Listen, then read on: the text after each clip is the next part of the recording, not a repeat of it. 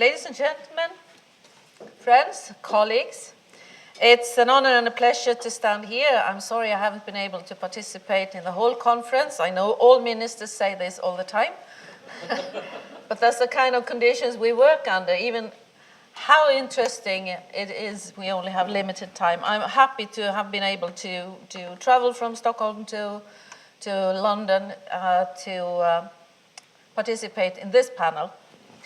And why is this so interesting? Well, that is, of course, because of the challenges that we face. The growing population, which could be year 2050, 9 billion people. Nature's resources that are not endless, and we must find ways to use it more efficiently. And we simply have to do more with less. Because there's also, rightly so, a lot of these 9 billion people that have hopes and dreams and that want better living conditions. And we have to ensure a good life quality for everyone that lives on this earth, not only a few in the richer countries. And in order to achieve this, we have to reduce greenhouse gas emissions, we have to minimize waste, we have to increase recycling, we have to use more green technologies and develop production and consumption methods which take into account the natural resources of our world. And beside a toolbox of measures to inspire a sustainable use of natural resources, we need to develop, I would say, desperately need to develop better governance, more inclusiveness, and we need to create jobs. We must build new value chains and improve the economics of production based on long-term sustainability.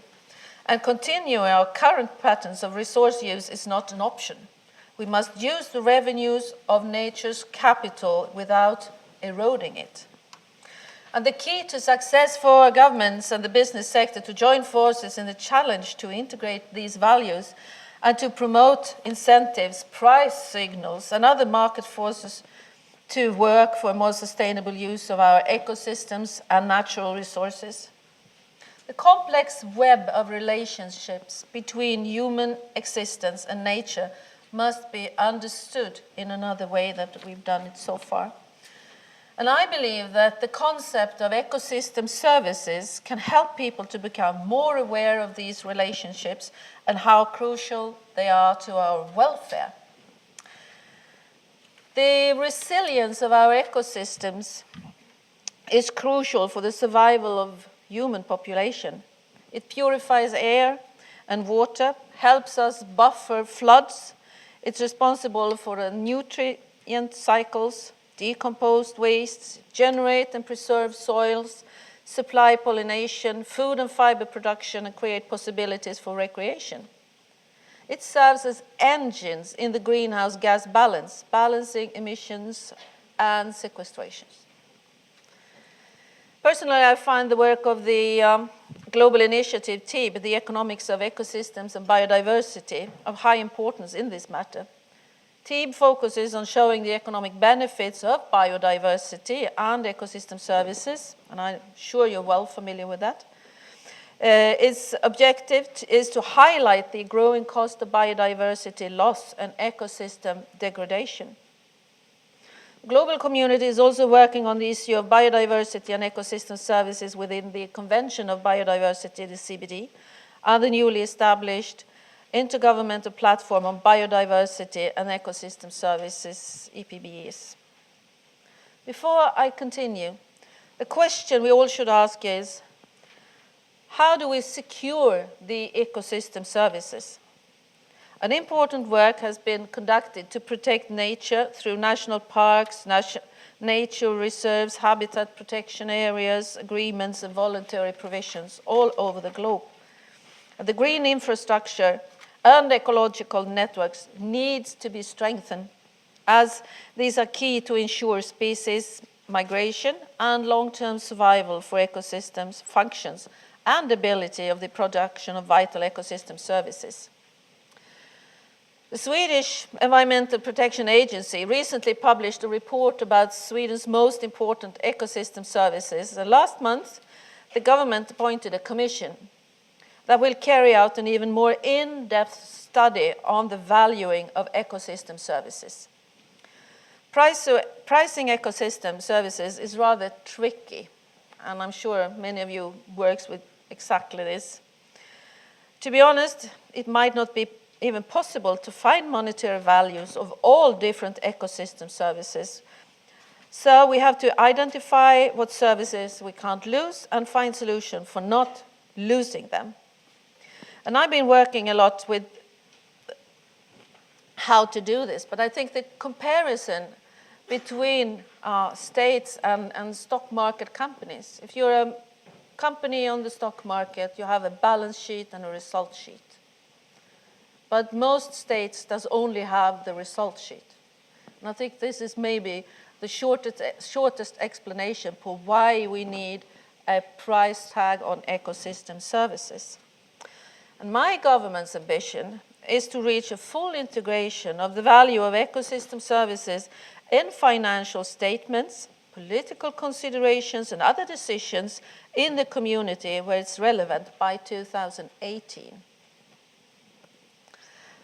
Might seem as a long time, but thinking of what we have to achieve and what we have to come through in terms of analysis before that and transferring this into policies and to governmental decisions, it's quite short time, actually, and a challenge.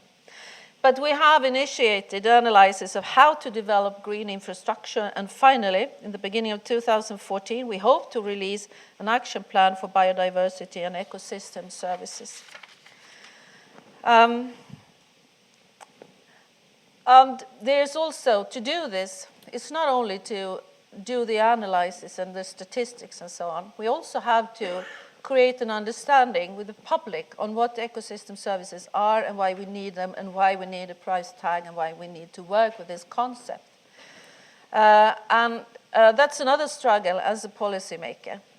But last spring when I was skiing in the north of Sweden,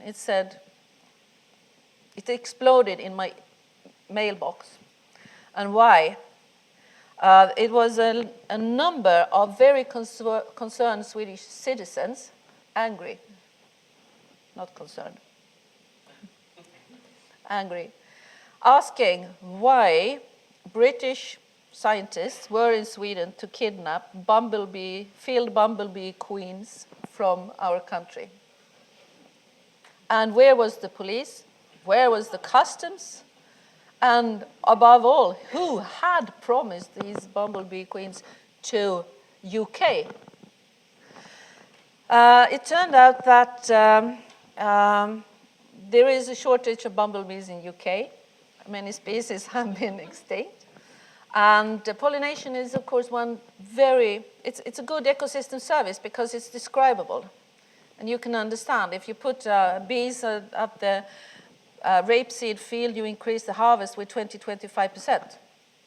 So it's obvious that it's an economic value in pollination and in having more bees than normal, even up to a certain degree, of course.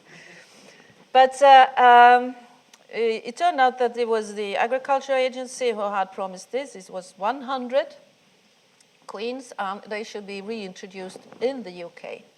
But suddenly, it was very obvious, and obvious also to many policymakers, that the concept of pollinating and that specific ecosystem service was something that the public could understand. So I think we have to find these examples, these ways of explaining and also engaging people's feelings, not to make it only an academic discourse or discussion, but to make it visible and transparent and a part of people's everyday life. Of course, water, air, and everything else is, but this bumblebee story from the outskirts of the European Union is, I think, worthwhile thinking of. Now, of course, we are very happy with the EU Commission's proposal on the 7th Environmental Action Programme, where we have or will have, when it's finalized, the decision that the EU has the goal to protect, preserve, and enhance the EU's natural capital and transforming Europe to a resource-efficient, green, competitive, and low-carbon economy. And I think this is very good because the 7th Environmental Action Programme is the top document on all the Commission documents in this area, so it's really important. Also, of course, the 2 flagships. I know that you've been discussing the resource-efficient Europe within the 2020 strategy earlier. I'm a member of the innovation panel on raw materials, also part of the EU 2020 strategy. Also here we have the possibility to discuss what kind of raw materials we have, how we use them, and how they go into the total, their place in the total ecosystem. From our point of view, it's necessary to work with these issues interactively on global, EU, national, and subnational levels. And we now have ambitious goals on both international and EU level. So now it's time for action to see to that these goals and targets are realized and that we can see some results. And it's clear that development should take better account of the world's national resources, and that include new welfare indicators that indicate both the balance and the result, full accounting of natural capital and ecosystem services in all economic decisions and measures to secure our natural ecosystems. And thirdly, we need the introduction of strict resource efficiency standards to move society towards a circular economy, and thereby enabling a decoupling of economic growth from resource use, because we need economic growth, but it should be a sustainable, inclusive, green growth. We need scaled up public awareness, because otherwise we will not get the political policies in place. We need to eliminate harmful subsidies. That is contradictory to what we want to achieve. And we need to make proactive use of public procurement. The world's biggest buying systems are in our hands as politicians, with states, with regions, with local authorities. And we need to buy the right things. Right now we see very often that maybe the health authorities buys things that destroys nature, adds chemicals into water systems that will make the costs higher for the same health authorities in short term or in long term. So we need to be smart when we spend the money we have to spend in these times. And I'm absolutely sure that there are win-win-win situations. And one win-win-win situation is the Climate and Clean Air Coalition that we launched 1 year ago, and that is working with soot, with methane, with depleted ozone, and where we see that these short-lived climate polluters lower the yields from agriculture, maybe as much as up to 25%, destroys the health of people. In Sweden, we have 300 car accidents causing premature deaths, but we have more than 3,000 people, tenfold amount of people that dies prematurely because of bad air quality. And these gases are also enhancing the climate situation and making the ices melt much faster than they should otherwise. So when it comes to ecosystem services, and with the parallel on the Climate and Clean Air Coalition, we are now in the situation that we have, after 1 year, we have 50 parties engaged in the CCAC. We have the financing, we have the secretariat up and running, the first projects are decided already. And so it's possible to get things going on a global, on an international level. And we have to be smart when we think about ecosystem services and the green economy, and how we find these win-win-win situations that allow us to create good examples that is visible, both for decision and policymakers, but also for the public. And I'm sure that we can do this. And we have no choice, because science is telling us that time is running out. Thank you.